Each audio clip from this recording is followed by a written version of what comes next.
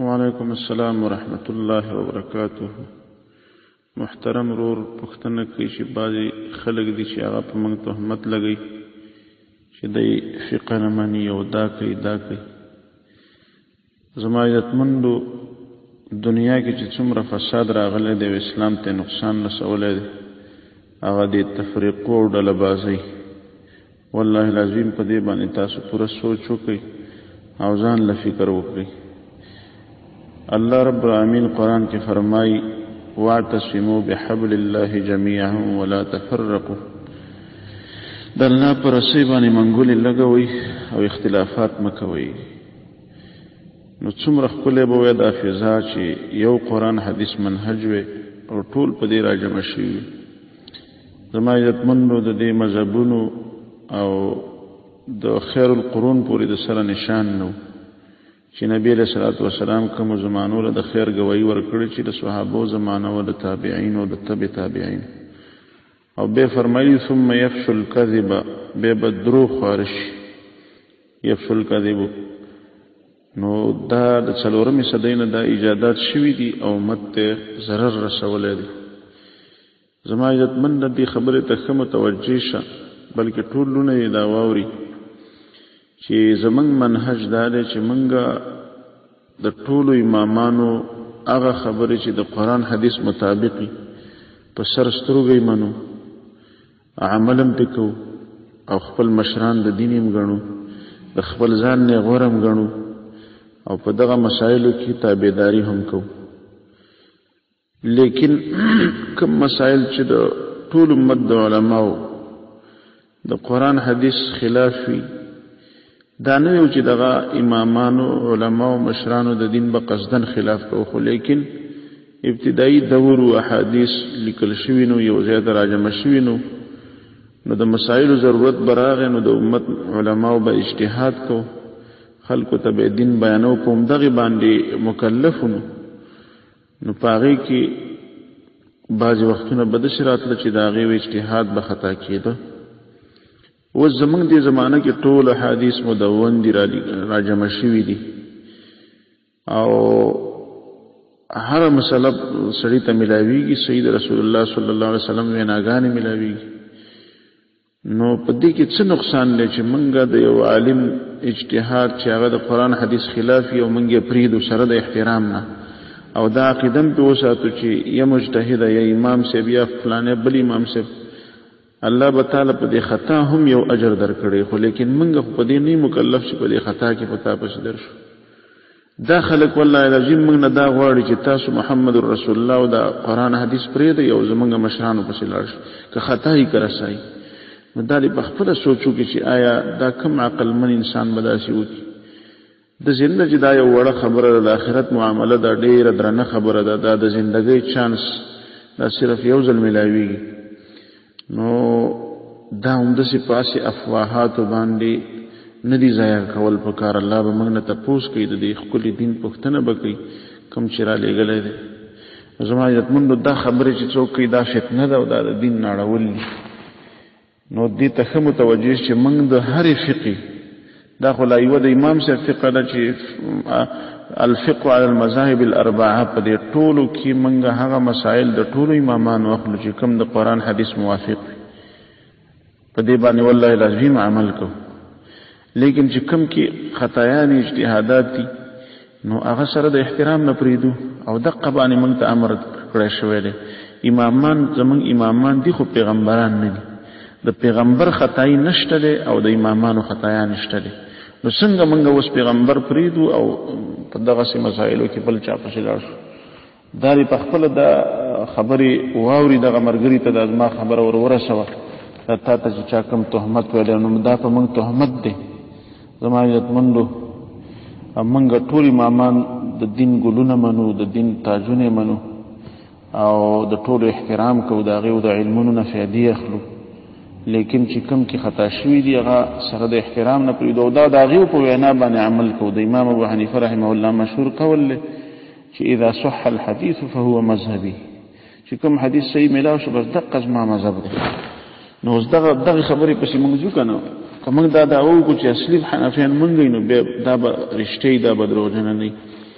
او دا څنګه خلق دي چې په مسایلو کې د ځان مشر غني چې عقیده د امام صاحب دا غناخ ولی په عقیده کې امام صاحب نه پوهیدل. امام ابو حنیفه رحمه الله فرمایي چې چا دا شک وکړي چې ګنې الله په عرش دی کنه دا کافر دی. فقه اکبر کې لیکلي او په دې مسله کې دا ټول مقلدین وایي چې الله په عرش کې دی. دې خبرې ته سوچ وکړئ چې د عقیدې مشر نه ګڼئ نو په مسایلو کې ورپسې څنګه ځئ. نو عرض مې دا کوو به هر حال زه یو څو کرشمې ستا په مخ کې د فقه عرض کومه چې دا موږ باندې تهمت لګوي چې تاسو فقه نه منئ. ته یو دا زه وستا ته ستا کتابونه حوالې در کومه او دا فقه شابه اوس به مني او که زه دروغجن یم بیا راشه زما ژبه غوڅه کړي خپل کتابونه وګورئ. دا خبرې به ما نه کول زما عزتمندو. دا زه د خپل ګروپ ملګرو ته نه وایم چې موږ داسې بې ادبه الفاظ یو زموږ په خولې نه راځي والله العظیم. خو لیکن داسې زدینو ته دا ویل پکار دي چې د خپل فقه نه ځان خبر کړي. قاضي خان مشهوره فتاوه د فقه حنفي کې او زما عزتمندو په دې خبرو به ما نه بالکل نه خپه کېږي. وجه دا ده چې دا اوس موږ هغه خلکو ته خطاب کوو د خپل ګروپ ملګرو ته نه کوو. صرف ځان دې خبر کړي. زموږ د چا سره څه ضد او تعصب نشته دی. موږ خو الله نه سوال کوو چې الله العالمین دا موږ ډېر ټوټه ټوټه کمزوره خدمت کوو او تم دا قبول کړي. موږ خو الله ته محتاج یو. لیکن دومره ده چې دا زه اوس د بیان دی نو زه ځکه دا خبرې کوم نو ما نه په دې بې ادبو الفاظو خفه نه شي. دا زما ملګري قاضي خان اول جلد 28 صفحه کې لیکي. زه به پښتو ترجمه وایم ځکه چې به وخت ډېر اخلي. هغه دا دی چې یو انسان مشزني کوي د لاس نه کار اخلي په روژه کې نو دې سره روژه نه ماتېږي بلکې که نکاح نه یو د شهوت سړولو لپاره دا کار کوي نو دا ګناه نه ده. نو اوس ګوره دا څومره لویه اجازه ده چې د فقه حنفي ته میلاو د خلکو ته میلاو کړې ده. خو دا امام ابو حنیفه سي بدنام کړي. دا والله چې دا وروسته خلکو تړلي فخر الاسلام بزدوی صاحب شمس الائمه سرخسی صاحب هغوی دا خبرې د اصولو نه د هغه د جزئیاتو نه معلومې کړي. کنه امام صاحب د دې نه مبرا دی. هغه داسې انسان نو دا هغه خو ډېر لوی قدر دی زموږ په زړه کې. بل مثال دم خدا خبرې سړي په خولې نه راځي. عالمگیری اول جلد 14 صفحه کې لیکي که یو سړی د خپل ښځې د عورت سره خپل دا مخصوصان دام ملاو کی او د دین او بم وزي نو په دې او دس نه لازميږي. د امام محمد قول له دې خبره تخصص وکړي. بل حواله اول جلد عالمگیری 15 صفحه که بعضی بدن ته نجاست ورسیږي او دای په جبه وڅټنو بس دا پاک شي. که یو سړی د زناور سره یا د بل سړی سره زنا وکړه لواطت وکړه خو چې فرج مشتهات نه وي یعنی بالغه ښځه نه وي او دبر وي او انزال و نشي نو روژه په نه خرابېږي. عالمگیری اول جلد 215 صفحه. شپږمه مسله که زناور چا خپل کا او انزال وشي یعنی حاجت پرش نو روژه نه ماتېږي. عالمگیری اول جلد 204 صفحه. که د ماشومي یا زناور یا مړې ښځې سره چا جما وکړله او خپل عورت یې د هغې په فرج کې داخل که خو انزال یې ونه شو نو غسل واجب نه دی. بله مسله زما عزتمندو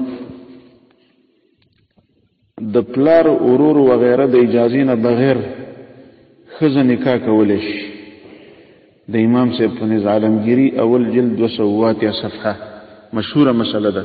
حالانکه د دې خلاف د عائشہ رضی الله عنها حدیث ته وای نبی رسول الله فرمایلی کوم زنانه چې په غیر د اجازه د ولی نه نکاح وکړي فنکاحها باطل باطل باطل نکاح باطله ده باطله ده باطله. نو دا تاسو وګورئ دا مشهوره مسله مونږ یو چې کدا مسلې تاسو ته جایز نه وي د خپل کتابونو نه لري کې دا خو مدرسو کې لوستل کیږي کنه او کنه نو تاسو ورسره رضا یاست چې دا دی ویل شي. که مقتدی د امام د سلام نمخ کی خبرې وکړي او د مون نه وځي نو مونږ یې پوره دی. عالمگیری اول جلد 1 صفحه. که د تشهود نو ورسته په قصره څوک د ځان نه هوا خارجه کینو مونږ یې پوره شي. منیت المصلی صفحه 130. که د څلورو خزو د پاسه چا پنځمه خزه وکړل او په حرمت باندې پویم دا جایز د عالمگیری 2 جلد 140 صفحه. دارنګي کچا متعو کړل یعنی د یو څو شپو د پاره یو خزه په کرایه ونی ولو د عالم چې دا ناجایز ده نو حد پې نشته دی. قاضي خان دریم جلد 488 صفحه، عالمگیری دویم جلد 148 صفحه. که د خور مور لور ترور سره نکاح وکړي، یعنی محرماتو سره نکاح وکړي او دی ورسره نږدېکته هم وکړي او په دې پوه شي چې دا نکاح حرامه ده، نو حد پې نشته دی. دا سړی به په درو یا په کاڼو به نشي ایشتل کېدی. دریم جلد قاضي خان 488 صفحه. زما عزتمندو دا کرشمې د فقه دی، دی ته مبارک شي.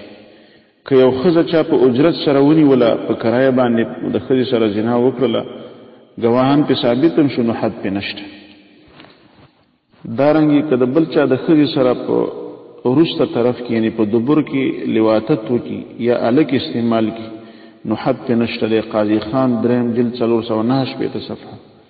که یو سړی د وړې جنۍ سره جما وکړي چې هغه د جما قابله نه وه او وایي د هغې د اندام مخصوصې زخمیم که ویشلو، په سړي باندې حد نشته دی. قاضي خان دریم جلد 489 صفحه. که هندو یا بل کافر د مسلمان د پاره شراب خرڅوي، نو دا جایز دي. علمگیری دریم جلد 115 صفحه. که سپی څوک ذبحه کي او غوښې خرڅوي یا خر ذبحه کي او غوښې خرڅوي، دا جایز ده. علمگیری دریم جلد 115 صفحه. رباب، ډول، ډبلی، باجه وغیره د ډمانو سامان خرڅول جایز دي. علمگیری دریم جلد 114 صفحه. که بادشاہی وقت سلطان زنا وکي یا شراب وسکي یا قتل وکي، نو حد پې نشته دی. قاضي خان دریم جلد 427 صفحه. عالمگیری دویم جلد 151 صفحه. دارنګه هدايه دویم جلد 448 صفحه کتاب الحدود کې دا راولي.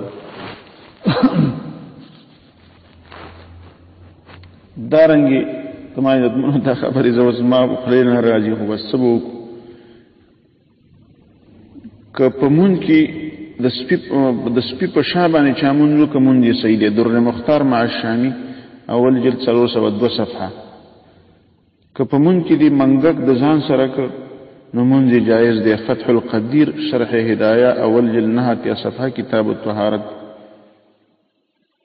که د خې سره یو سړی زنا وکي او به ویل چې دا مې اخستې ده، نو حد پې نشته دی. عالمگیری دویم جلد 151 صفحه. که د ښځې سره زنا وکړي او بیا ویل چې دا خو مې ویله، که د اوښانو د قطار نه چا یو اوښ پټ که څوک ورسره و که نه، نو حد پې نشته دی. عالمگیری دویم جلد 180 صفحه. که د کور دروازه کولاو او غلغلا وکړه، نو حد پې نشته دی. دویم جلد عالمگیری 180 صفحه. که چا کره میلمه راغی او غلا یې وکړه، ګواهان پې ثابت شو، حد پې نشته، لاس به ترې نشي پرې کولی. عالمگیری دویم جلد 102 صفحه. او که غلا یې وکړله او بیا صاحب المال ورته مال وبخه، د غلا نه وروسته، نو حد پې نشته دی. که یو غل ګټ پټ او کور کې ذبحه که او غوښه د کور نه وویسته، حد پې نشته دی، ځکه وایي حقیقت یې بدل شو. نو زما عزتمنو تاسو وګورئ، موږ باندې دا تهمت لګوي چې لکه تاسو د ماشومانو جنکو سنتګري منئ. په خپل دا خپل کتاب کې لیکل عالمگیری د ماشومانو جنکو ختنه سنتول دا سنت دي. عالمگیری 5 جلد 350 صفحه. موږ دا مسله د حدیث مطابق یو، خو احناف مولین دا وسنی چې دی په موږ تهمت لګوي، وایي د زنانم سنت. لکه تاسو خپل کتاب ته نه ګورئ. د فقه حنفی کتابونه کتل د تهجد نه غوړه دي. عالمگیری 5 جلد 313 صفحه. کچا د خوشیانو په ګړو باندې جمعات اخیر ک لیوی ک دا جایز دي. 5 جلد عالمگیری 319 صفحه. که په خره باندې قران مجیدونه او نور کتابونه بارئی او کیناستل، نو کیناست په باروین د په کیناست جایز دي. د مچو بچی خاپیرک گونگی او تاوس پاک دی، داغی خوراک. عالمگیری 5 جلد 9 صفحه. پردو خودو تا قتل جائز دی. عالمگیری 5 جلد 309 صفحه.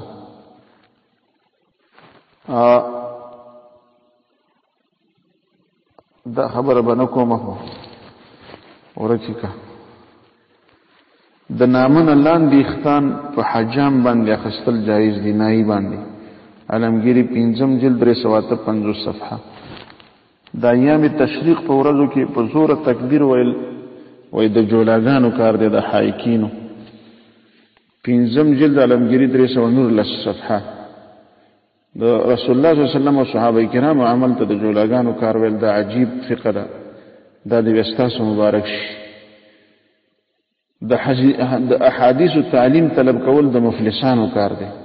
وای فقه زده کوي دا مفلسان زده کوي. علمگیری 5 جلد 322 صفحه. که په مونږ کې د خزي شرمګاه ته وګوري مونږ نه ماتي، یو قرآن ته وګوري نو او پوهه شي په مونږ دي مات دي. اسمه انصاف ده. کبیری شرح منیه 440 صفحه 449 صفحه. مطلب یې دا دی که واستامخه ته قرآن پروت او آیات باندې پوهه شي مونږ دي ماتي. وګه خزي بربند او فرچ دی وکتل ورله نه ماتي. که چا خپل ځان سره جما وکړي نه خپل ذکر په خپل دبر کې داخل کا غسل په نشته کوي نزالي نه شوي. در مختار اول جلد 1 صفحه. په مانځ کې به امامتي هغه څوک کوي چې خزه خېستي کبه دواړه یو شانتي او چې د چا سر غټي کبه دام دواړه یو شانتي نو به وي اندام مخصوصه وګوري چې اندام مخصوصه د کم یو وړو کې وي داغه شهوت کمی نو لہذا هغه مخکې کول پکار دي. تحتوی او در مختار اول جلد 2 صفحه. تاسو سوچو کې چې اوس د امام عورت بسړی څنګه معلومي ورزي به ګوري بینو وتوی او شابه سدا تاسو د فقه تاسو مبارک. قرآن په بولو یعنی امتیاز سره لیکل د شفا په نیت باندې جایز دي. بحر الرائق شرح کنز الدقائق اول جلد 205 صفحه. خلاصه الفتاوى 4 جلد 335 صفحه. که یو عجیب په زناور کې خپل عورت دننه کنو حج نه فاسدي د حج کولو په دوران کې. علمگیری اول جلد 243 صفحه. استنجا کول یعنی او دس او چول سنت دي.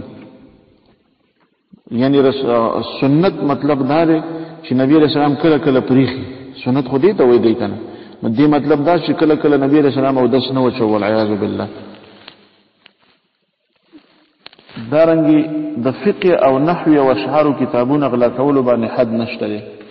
علمگیری 2 جلد 1 صفحه. د هغه زناورو چې غوخه خورل کیږي بول میتیاج پاکي دي جامه نه پلیته یو بم نه پلیته. کتاب الاثار صفحه 12 رقم 9.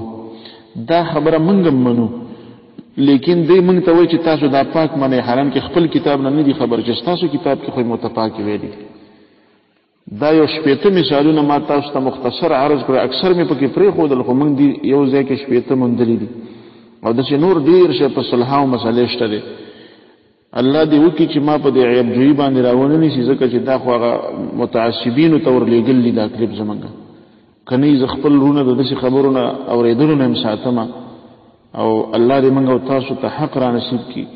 زما عزت مند ډیر بخنه ما ته وکي ځکه چې زما شان دانه دې زما خپل په دې خبرو بد ښکاری خدا مې د دین د غیرت د وجه نه ویل چې دې خلکو په موږ باندې فقه لازمه کړی د حالان کې فقه د دې ګندون نه ډکه هیله د چې زما یو ورم زما په خبرو نه خپه شوي ځکه ما بار بار عفو وختله او د دې مسلې نه څوک اوران مطلب وانخلي.